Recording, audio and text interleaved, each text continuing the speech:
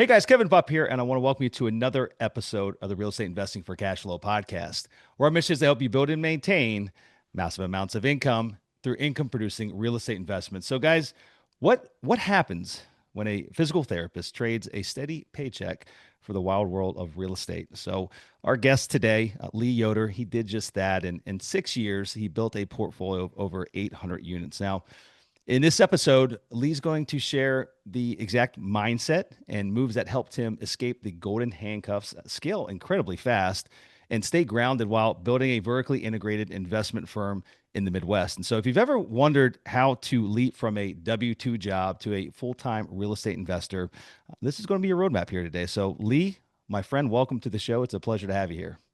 Kevin, it's a pleasure to be here, man. Yeah. Yeah, I'm excited for the conversation. Yeah, excited to have you here. Excited to talk shop. And so let's before I guess we get into the nitty gritty and the meat and potatoes and all that, let's back it up a little bit. I always love to understand the origin story, like where the foundation was originally built. So let's step it back a few paces and get back to that pivotal moment of prior to real estate, and then Yep. ultimately fast forward to the time and place where you're like, I got to make a change, got to make a shift in what I'm doing, and real estate's it.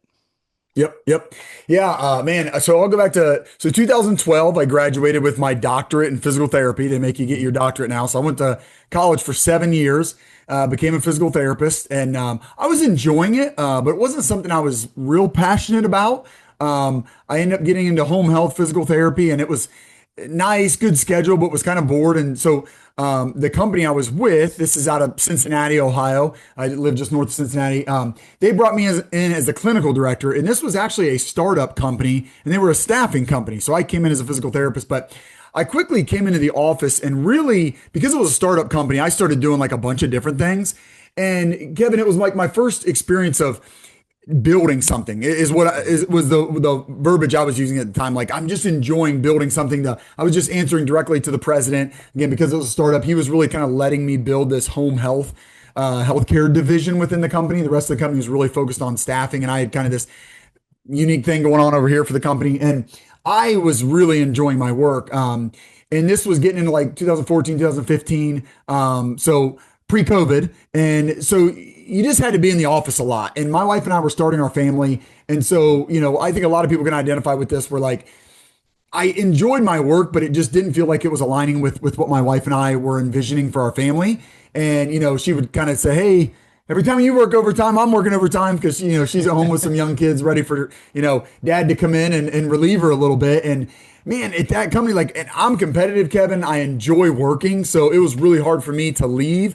No one else is leaving. It's like a really young company. Most people there didn't have families, or I don't know, they had some different values, and like they're staying there, they're coming out on Saturday. So it was tough, man. But I enjoyed the work. So I felt like I got to a spot where I'm like, I feel like maybe I'm supposed to leave and go back to doing physical therapy. But at this point, Kevin, that felt like that wasn't acceptable either, because I found what I enjoyed doing, and I didn't know exactly what that was, but it felt like building something, and a little entrepreneurial feel. So I'm like, man, is that my only choice, or my only two choices, being at a company, climbing the corporate ladder, doing work I enjoy, but it's not good for my family, or I go back to a job that my wife loved. She loved when I was doing home health physical therapy, but now I'm going to be bored and not fulfilled and not challenged. Like, are those my only two options? So that was the moment that I started looking around. And again, yeah, maybe some of your listeners are in that spot, Kevin. So I'm reading books. Of course, this is when I read Rich Dad Poor Dad. Went down that rabbit hole, read a bunch of other books, and started to, for me, Rich Dad Poor Dad was like, no, those aren't your only two options. There is a different game that some people are playing, and what I felt like maybe that game would allow me to do was to work hard. Because again, I really enjoy working, but to control it a little bit more. Because when I was with this company, kind of climbing the corporate ladder, like I was getting up at 4 o'clock in the morning because I thought, man, if I get up before my kids are up, and even, before my wife's up, which she gets up early too, but like, and get a bunch of work done, then I can do it all. Like I can work hard, but like still come home and be home for dinner and all that. But my company didn't really see it that way. They were like, yeah, it's great you're doing that, but we do still want you to stay till 6:30. And it was like, man, like, so it felt like, no, there's another game. Again, getting on the other side of the quadrant that, Robert Kiyosaki teaching the cash flow quadrant and all that. Like, you can be a business owner, you can be an investor, and you can work really hard, but you can control it a little bit more. So that was the first thing I was looking for. I didn't know it was going to be real estate. My dad's in construction, so I did grow up around construction. So once I started learning a little bit more about real estate, I'm a math guy, I'm a spreadsheets guy. So the more I learned about real estate, the more I was like, okay, I do think this is my path. But the start of it, Kevin, was like, I want to get into something where I can work really hard, be challenged, be fulfilled, but control it a little bit more, so that if I get up and work early, I can get off early, I can be home for dinner, do those things. So that was the start of it for me, Kevin, before I even really knew I was going to get into real estate. Yeah, no, I appreciate that. So, I'd love to get a better understanding what that really looked like. Right, there's like right now, although you're working long hours, you got a level of certainty. When you're, Yeah. a home Yep. health care physical therapist, a level of certainty. While it might not be the ideal working schedule that you wanted or that your wife wanted, there's a level of certainty you're going to get a paycheck. Talk to me about the conversation with your wife when you started reading books, getting more excited, having this Yeah. little, this little fire build inside of you. Was she supportive of the idea, or was it just a challenging conversation, realizing that there could be risk associated with you taking a leap of faith?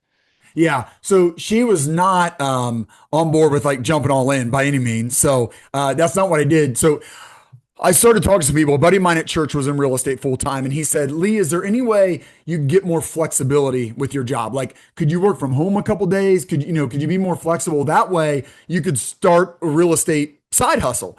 Well, at the time, the answer was absolutely not. No. Like, I was actually moving toward a promotion, and my boss, the VP at the time, was like, yeah, you're gonna need to stay here longer. You're kind of getting out at 5:15, 5:30. Now it's gonna be 6:30, right? And I'm like, man, that is not the direction I want to be heading. And so uh, so my buddy was saying that, and so with the job I had, the answer was no. But that's when I started thinking, okay, but if I went back to doing home health physical therapy, which, kind of that boring job that wasn't fulfilling, wasn't challenging, I could do real estate on the side and fill that of like, okay, now I'm doing something challenging and exciting. So that's what I decided to do, Kevin. At the end of 2016, I left that job. Now I did take about a 30% pay cut. So there was a conversation there, but my wife is not real money hungry. I chase it because for me it's kind of a game, and like it's just like a scoreboard that I enjoy. I don't really have a plan for it all, but I like to play the game. She could leave it.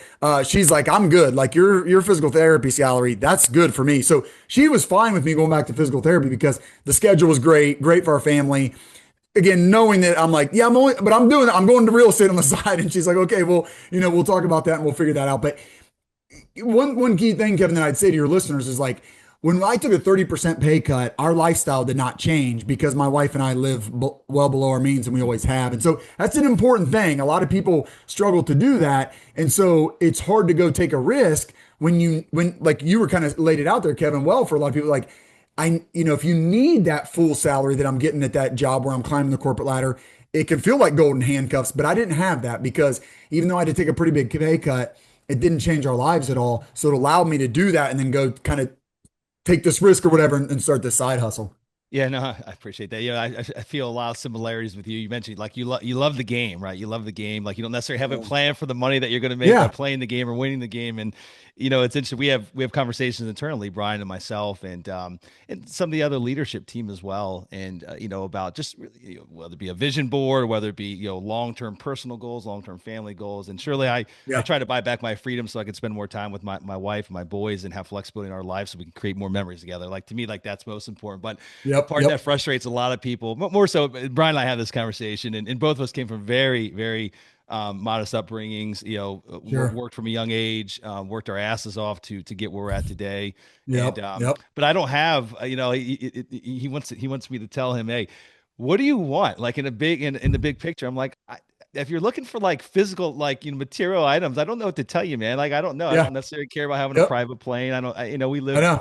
well below our means. I love the home we're in. I love the neighborhood we're in. I love the schools my boys go to, and I'm not really a car guy. I got a cool truck, but Yep. I keep vehicles for 6, 7, 8 years. It's just it's not an important Yep. thing to me, That's me. And Yep. I'm like I feel sometimes I feel like I should have a better answer. Like I should have these other things I'm driving for, but I enjoy the game. That's it, man. Yeah. Yep. I'm a not a deal junkie sounds a little derogatory, but like Yeah, sure.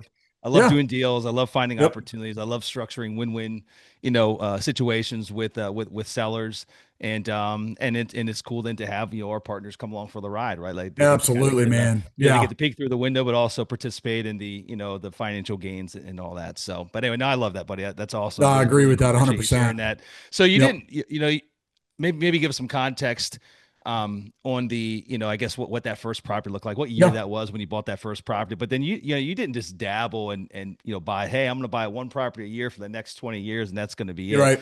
You Yep. bought, I think you started with the duplex. You can give us some more of a Yep. storyline there, and then in a short number of years, scaled up to where you guys are at today, which is just shy of like 900 units. So Yeah. that's quite a significant amount of growth in a short period of time. So tell us more.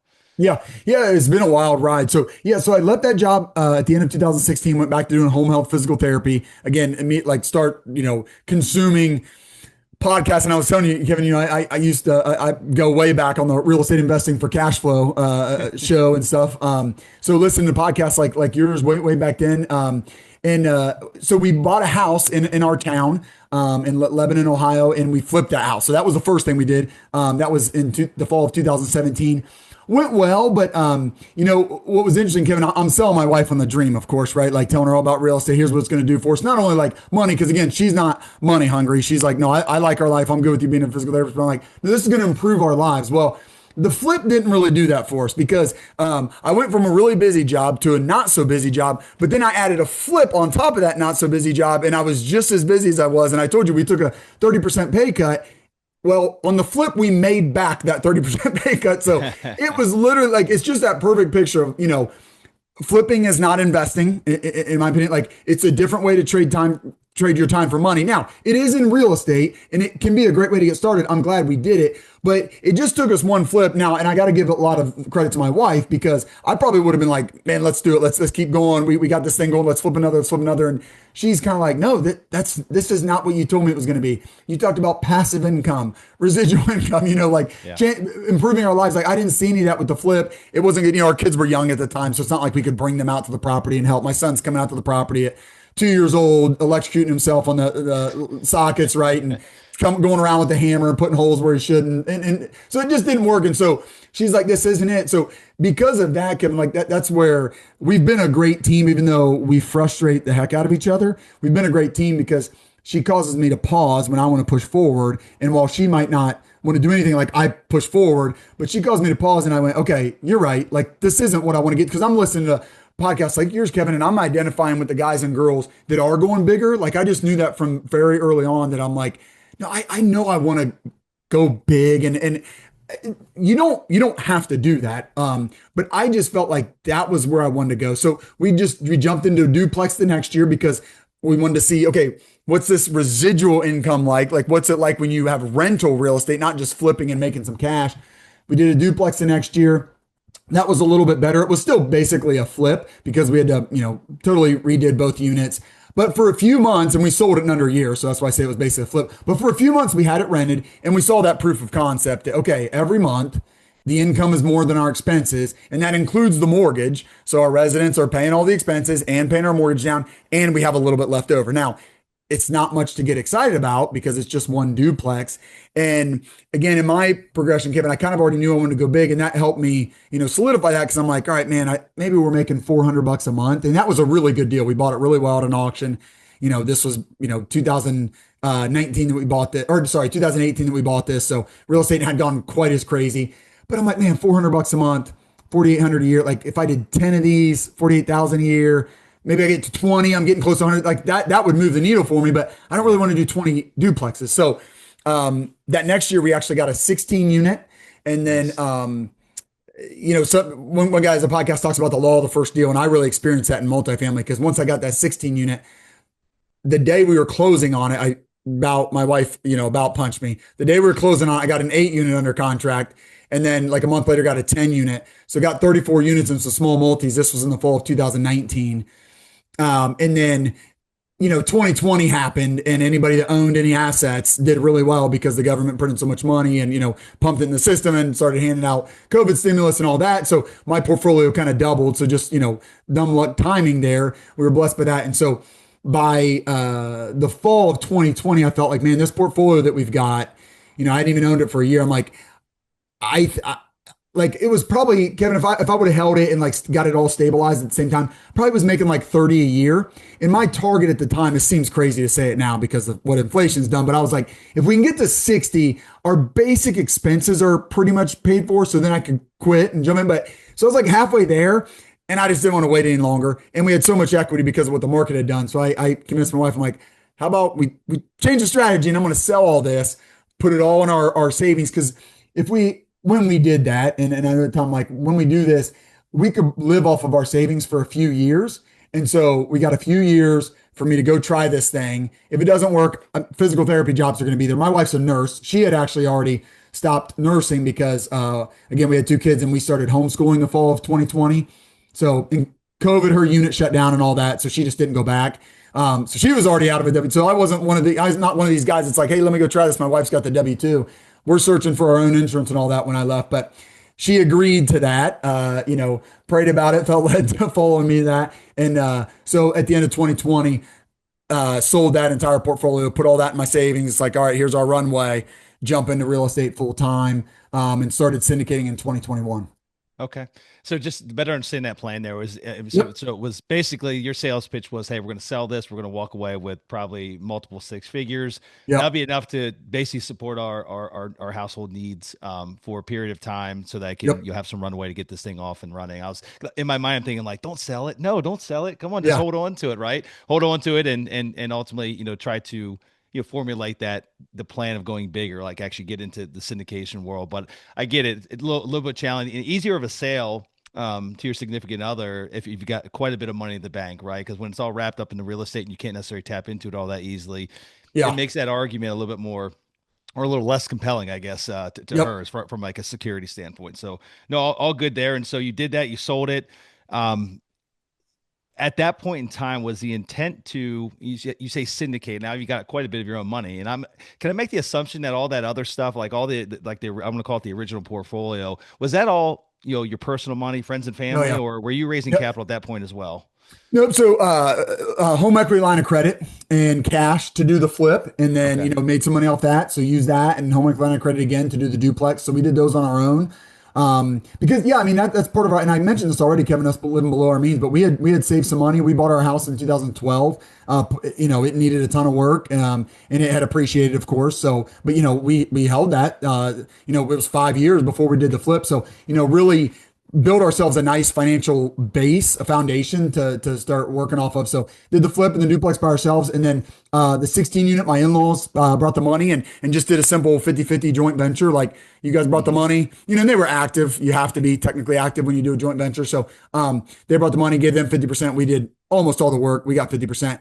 Did the 8 unit with a buddy of mine from church. I put in some money on that one. He put in the other money. And then my parents and that buddy from church did the 10 unit with me. So just nice. simple joint ventures. And Yep. then I just kind of took that model into syndication. It was just like instead of 50-50 with one partner, we actually started out 50-50, but the 50% was represented by 7 investors on the first syndication that we did. Got it. Got it. Yep. I've heard your story on a few other shows, and you made reference to, in the past, you've got ethical standards, moral standards that you kind of you use as your compass, and that you've turned down some what would have seemingly been profitable deals because maybe the deals weren't aligned or the partnerships weren't aligned. Mm. Maybe share an example of what that means, and ultimately, how that discipline of thinking in that manner really paid off for you.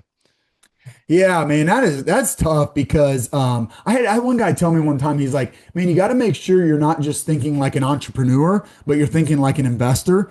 And I battle that a lot because I mean I am an entrepreneur, right? As you're Kevin, like, and as an entrepreneur, like you want to see your business grow, and it's not like it's not all selfish stuff, but like I mean I know if we take down this property, the acquisition fee that we get, the asset management fee, now that we're doing property management, like a lot of times I'm excited because I'm like, we can go hire this person. And this person on our team in the finance department, they're telling us we kind of need to hire that next person. I'm saying like, man, once we get, if we took that property down, the fees that would allow us to hire this person to beef up our finance department, to take some stress off this person that's in the finance department, and do a better job for our investors. So like, it's not selfish things, but you want to grow your business. But then I look at that deal and I'm like, but that's not going to be a great, like, I don't feel that good about that return. So there's that moral side of things. And I've always, it's so tough, Kevin, as you know, like when you get right down to the end, you find a property and you say, I'd love to own that property in that area. Like I like the vintage, right? I like the unit mix. I like the area. Like I want to own that property. Okay. But at what price? Right. And so at some point, and I just struggle, you get down to the end and maybe I'm like, man, I want to be into that for 80 a door. And brokers tell me I got to get to 85. And I just don't know.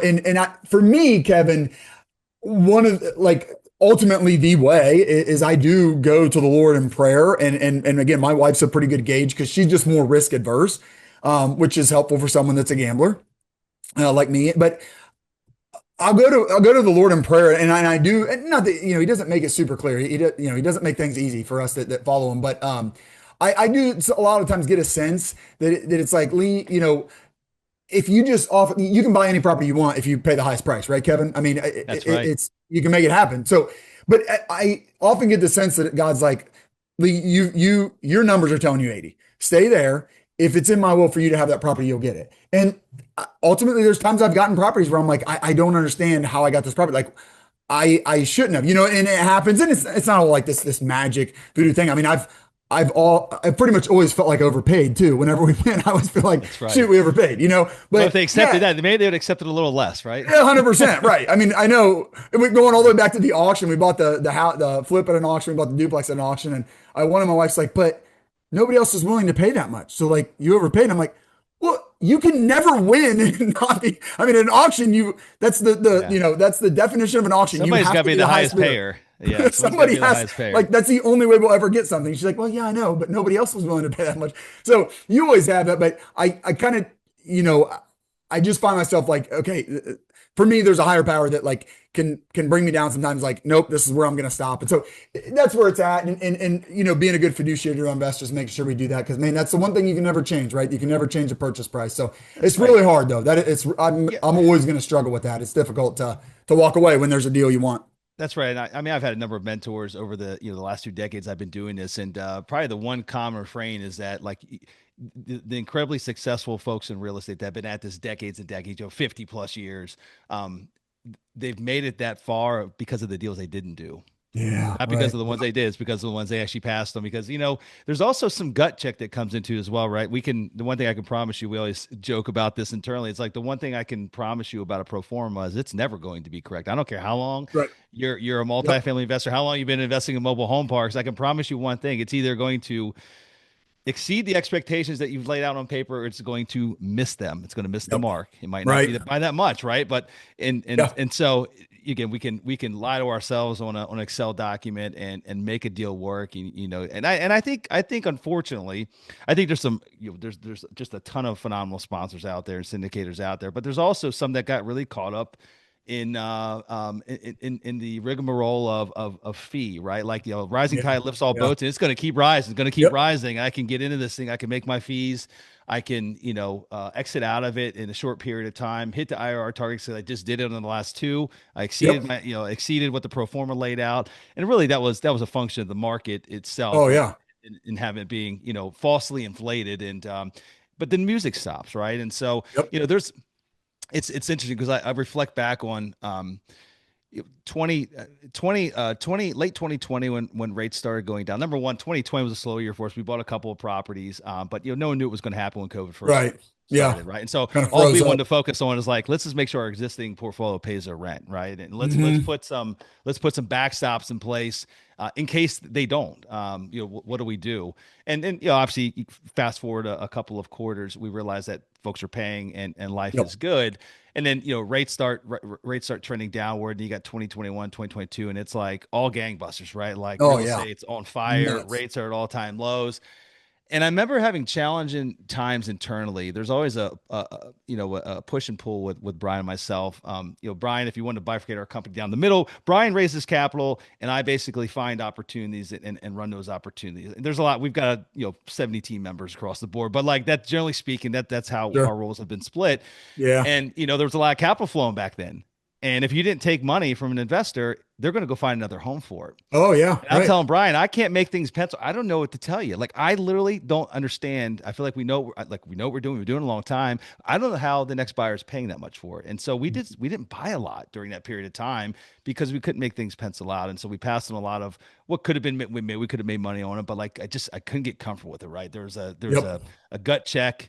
Yeah. A piece of it was like, I know at some point rates are going to have to go up. I don't know what that looks like. So how do I underwrite an exit in 5 years or Oh, refinance in right. 5 years when I don't know what rates are going to look like then? And I'm not going to say we had a crystal ball, but we were really slow and it was really challenging internally for us because we wanted to grow. We had the capital to grow. We had the Yeah. track record to grow, but we had to say no. We handed back investor capital, just didn't take it. And but that the reason I'm saying all this is for folks that are tuning in, that are listening, that maybe they've had a last tough last couple of years, and they're trying to figure out how to navigate forward. Is that put us in a very good position the last 2 years to buy I some great bet. deals when others were on the Oh yeah. sidelines, right? And so, and I say all that because this game, it's a long term game, Mhm. and I can only say that now because I feel like I'm aging myself as I say that. And Brian always jokes that like literally I'm going on almost 3 decades, which is a little ridiculous because I don't feel that old. I'm only 46, but It's surprising. I Yeah. bought the first property at the age of 20, and I've been doing it now for 26 years, and it's a long game, and there's lots of ups and downs, right? And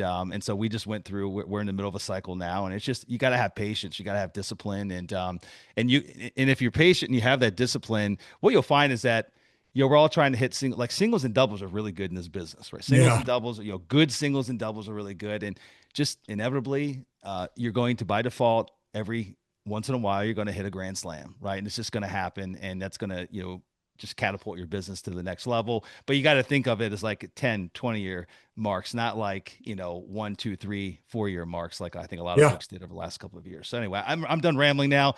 I'll get off my soapbox, but I just thought that was an important point to hit home. And again, Yeah. appreciate you kind of sharing your story and your background, and ultimately leading us up to where we're at today. So you got 900 units. I want to talk about what you sold your portfolio, but you guys bought some chunky stuff. When you're just getting started, you start buying larger multifamily properties. Maybe not the stuff you buy today, but what type of infrastructure did you have to put in place? I mean, that first duplex, Excel spreadsheet, Yeah. literally QuickBooks.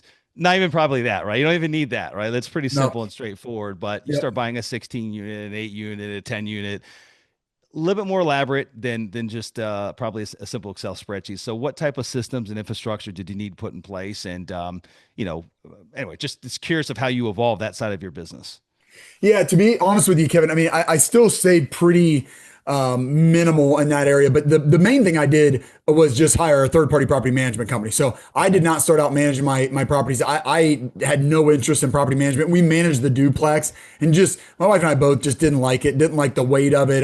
I was like, man, I don't want to. I know, like, if we're going to manage our own if we're going to manage our own properties, we have to build a property management company. And I'm like, I don't want to build that company. I want to build an investment company. I want to build a private equity company. So I outsourced that early on. So that 16 unit that we got, I had a property management company out of Dayton, and the 8 and the 10. They weren't great, but that allowed me to focus on the investment side of the business and grow. So we did that for the first few years. And it wasn't until, because we had probably 300 units or so, and we were going to get our next property. Maybe we had 250, and the property management company that was managing all of our stuff, they didn't really want to manage it because I kind of buy stuff that's a little more tertiary, like outside of the city. So like outside of Cincinnati, outside of Dayton, outside of Fort Wayne now. And so that's a little bit harder for property management companies, little rule. And we were buying a 64 unit. So that's a little small. And so we're like, man, maybe we should just try this ourselves. So that's how we got into doing our own property management. But early on, I was kind of outsourcing a lot of those systems and processes to the property management company. And I worked with a couple different ones, varying degrees of success. Overall, they did pretty well for us. Eventually we decided to take that in. So once we brought in property management, that's when we had to put in a lot. So, we use Appfolio is the property management software we use. Now we've got our own employees. I mean, before managing your own properties, I almost felt like I didn't have employees. I had a partner at the time. My wife worked in the business. My wife's sister worked in the business, and like, yeah, we paid these people, but it just didn't really feel like we had employees. And then property management company did all the work, so we kind of outsourced that. Now with property management, we've got employees. We use Gusto to pay them, and use some of this stuff, and we've got an accounting team, and it's been a lot more. Once you start managing them, all of a sudden you've got I don't know, a real big boy business with employees and insurance and all that kind of stuff. So once we did that, we really had to build out the back end support for all the team in the field, and that was a lot, man. I mean, that was Yeah. we started that in 2023, so we're over 2 years into it now, and I'm glad we did it. But I still don't love running that side of the business. I'm honestly, to be honest with you, Kevin, I'm still looking for somebody to like really take that on for me and like be the head of property management, because that's not where my skill set is. I'm a visionary and a leader, and I'll lead that team, but not manage it. So still looking for that, because yeah, that's where you got to do it, man. It's all about operations, and Yep. and I think we're doing a good job, but not like a great job. I want to be a really great property management company. Because you're right, man. You got to put a lot of systems and processes in place to make sure you do that well. Yeah, no, you absolutely do. And I'm curious to know, you know, I can only speak from my perspective. Yeah, property management's kind of necessary evil. It's not a sexy Yeah. business at all. It's a No. lot of Yeah. work, and the Yep. margins are incredibly thin. We've got an incredible guy on our team that heads up that side of the house, and he's got a lot of experience, but like he loves it. Like that's his thing, man. He Yeah. just thrives off of the chaos that happens day in, day out, 24/7 in the property I management need side that of the guy. house. And I so need a guy yeah, like that. yeah, it took us years to find him. It took us years to Yeah. find him, but again, there's never a perfect solution, and I don't, every day is an evolution in our property management business, right? There's always something new. Like now you got AI coming into the Yeah. fray, trying Sure. to implement that so you can kind of stay top of your game and stay competitive, and maybe squeak out a little bit more of a margin. But I'm curious, as it relates to margin, I remember I remember the point in time where we were originally in house, and then we outsourced it, and it was a complete disaster, and we brought it all back in house. But a year after we had outsourced and we brought it back in, we were double the size. So we bought a bunch when we had handed it off to a third party management company. And I remember the challenge associated with being in the red. At that point, I think when we brought it back in, we maybe had I don't know, 1,300, 1,400 units or something like that. And we found it very difficult. There was like this pivotal period of time where you got enough top line revenue to actually at least break even on the property management, and you have enough staff on the property management side, but also break even, and not lose much money. Definitely not be in the black. And we found that the period of time where we actually, confine ourselves in the black, was right around 2,000 units. Mm. And so did you guys experience that at all in the beginning stages, to where like you Yeah. need to hire certain people, right? You got to build a Yep. team out, but you need revenue in order to actually pay for that team. So how'd you do Yeah. that? Yeah, and I think that's where we find ourselves right now, Kevin. I mean, I would say that our property management company is in the black, but it's only because, like I said, I'm really still the head of property management. I mean, I do have one regional manager at almost 900 units, but I want somebody above her. I want somebody to take my spot. And yeah, the revenue is not there for it. So, the properties pay the way we do it, and we model it after the property management company that we're using that's like the biggest in Cincinnati. The property pays the salaries of the people that are on site. And we mostly buy 100 units at a time, so it can support a property manager and a maintenance tech. And so the properties pay their salaries. And so then the fee that we take, we should be in the black because there's not that many expenses off that. We don't spend that much on marketing. Our administrative stuff is low. But yeah, once like you're trying to like build what I would call, like, I don't know, a C-suite level team, it's really hard to do. And yeah, so even at 900 units, we're not there. It does feel like, I've been telling people, I feel like I've always felt like entrepreneurship and building a company, like it's definitely stair steps. And we've been on this step for a long time, and I know what the next step is. And the next step is hiring a director of property management. But you sometimes have to be on the step you're on for a while, and you're going to maybe stretch yourselves and be overworked. But yeah, you're building up that unit count to go, okay, now the fees support hiring that next person. So man, I'm excited to get there, but you're absolutely right. It's difficult because we don't want to I mean, there are properties like I'm I have the most equity in our properties. I want them to do well. I always said, like, we're going to build a property management company just to service our properties really well, because if the property management company does nothing and makes no money, but it services the property well, then I'm going to do really well, and our investors are going to do really well. But yeah, to your point, like, I want it to be in the black, and I want it to be in the black a lot so that I can go hire the next person. And it's challenging, man. Yeah, my wife is always like, why did we do property management? Like, we make nothing off of that. And it's like really hard. And, and even when like, we take on that next property, like, you already got the money is going to somebody else. She's like, I don't understand. Like, we're making nothing off of this. But again, it's the service of the properties, but it is challenging, man, for sure. You laid it out Yeah. well. We're in the middle of it. My argument, to the point your wife made, about you don't necessarily make money per se, but you indirectly make money Yeah. because you run your properties more efficiently. Like there, you'll never ever have that absolute alignment of interest with any third party No. property Yeah. management company. I don't care what sales pitch you get or what Yep. success other operators have had with that particular third party management company. It's not going to be there, right? Like, No. and so I Yep. don't know. It makes it like, again, it's a challenging part of the business. It's really difficult to grow that side of the house. It's staffing heavy. Every time we buy another Yeah. property, we've got to bring on Yep. another one, two, three people on payroll, right? Like it's never ending. That literally, it's just more employees, more properties, more employees. Like that's Yep. what happens.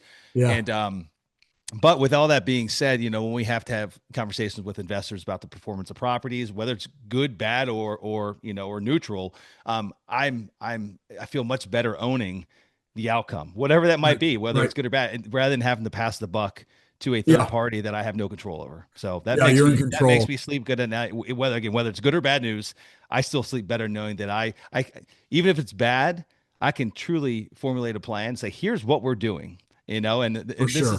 this is not what ABC Property Management Company says they're going to do, but no, this is what we're Yeah. actually doing. Here's the steps we're going to take, and we'll keep you updated along the way. So Yeah, 100%. No, exactly. I mean, my biggest frustration with the property management company when we used third party was that I could just tell they weren't focused on our property. They had so many other properties, and that's the thing with us is like that'll never happen. We'll always be hyper focused on our properties, and that alone, that's the difference. What you're saying, yeah. that makes all the difference in the world. Well, Lee, man, this has been a fun conversation. And wrapping this all up with a nice bow on top, I would love to hear from you, kind of what you're most excited about now. We talked about the beginning stages, kind of what you've built, which is pretty amazing now over a short period of time. What are you most excited about here over the next couple of years? I mean, looking out maybe 3 years, what does your firm look like? What Yeah, paint man, that I'm picture. very excited about that. Yeah, when I first got started, Kevin, I feel like when I had 34 units and I was, listening to podcasts like yours, on bigger podcasts, talking to local guys. And I felt like, I'm like, man, there's really two paths. You can either like kind of be a solopreneur and just build a small portfolio and you can get 100 units. Maybe you could even get up to 200. I mean, you're going to top out, but like, you can live an incredible life. I mean, there's guys in my town that own 50 units and they own a home in Florida and they're doing awesome, but they're just kind of a solopreneur. They have a maintenance guy, their property manager, and like Mhm. that's one path, and you can do really well. Or if you want to go big and you want to scale, like you're going to actually build a business, and you're eventually going to have a CFO and a COO. And like I knew early on that's the route I wanted to go. We've scaled, but to be honest with you, I still feel like a solopreneur in some ways. I don't have like a business partner yet. And I don't know that I need a business partner, but again, I mentioned I need a director of property management. I'd love to have a COO at some point. I am excited for the day when I'm truly just the CEO, just the visionary. Not to flatter you, kept like operating a little bit more like I assume you do, where like you kind of have your role and you have this team because as we've grown, like that's what's been a lot of fun is building the team. And when you bring good people on, and I love our monthly meetings and bringing people together. And I'm excited for more people to be in that room Yeah. and more people to have a role in it, and for me to have a smaller role, but a role that I enjoy even more and like I'm Yeah. better at, and I'm not doing so many things that I stink at. I'm honestly a terrible manager. So like, yeah, I'm excited, man, to truly build that business where I've just got a smaller role. There's more people on the team, more people rowing together, and I've got more people to get excited with me. That's what I'm really excited about. And of course that means Yeah. more investors and more properties and like doing this with more people. But I'm really excited about building kind of the internal team, especially. And yeah, what we can do as a team. That really Yeah. excites me. No, that's beautiful, man. And I think you're on the right path. Based on what I've heard today, you're on the right path. And again, you've No, only thank been you. at this a short period of time, and it just takes time. It takes Yeah. a lot of time. I mean, honestly, you Yeah. talked about like the C-suite, and we really, Sunrise, we went through different stages of the growth of the business where, 2 steps forward, maybe a step back, and Mhm. sometimes 2 steps back. Where we're like, oh shit, like we grew, but then we and then we shrunk a little bit over the coming year, maybe because we sold some assets or whatever. But and really difficult to ever bring in that true leadership team. But really, that's really only happened, I'd say, in the last like 3 to 4 years, where we've really Really? started, Okay. where we truly Yeah. built out the C-suite to where we could have, because you get what you pay for as well on that Yeah. side of the Yep. house, and Yep. it's quite expensive to bring real talent in, and our idea of talent is not just an alignment of values and sharing our core values and our beliefs, but also someone that's actually been there and done that, and done it at a much larger scale than where we're currently at, right? And Yeah. so Yep. that's I think that's equally as important. Like our CFO, he's built another $1 billion plus real estate organization. Our director of operations or director of property management's built out a mobile home park investment group from like literally zero to like 2 billion in assets in like 6 years, right? And so they got real chops, and they've kind of seen where we're at. They've been here, but they've also seen 5, 10 years down the road, and how That's to hard. get there, the Yeah. path how to get there. So, but it takes money, and not even money to pay for that type of talent, but also you gotta have a compelling reason for them to jump from wherever they're at to come on board Yes. with you. But I think you guys are on Yep. the right path, buddy. Seriously, Yeah. I excited appreciate for all that. that's I in appreciate store. that. Yeah. That's helpful. Thank you. So Lee, for those that want to learn more about you and, Yep. and your group, where's the best place to track you down? Yeah, you can jump on our website. That's threefoldrei.com. That's the number three spelled out THREE and then FOLD and then REI is in realestateinvesting.com. And then I'm not big on social media, but I like LinkedIn. That's my social media of choice. So you can find Lee Yoder on LinkedIn. Alrighty, my friend. I appreciate you coming here. Yeah, you too, Kevin. Thanks. Alrighty, guys, that's all we have for this week's show. So until we meet again next week, this is your host, Kevin Bupp, wishing you huge success. Take care now.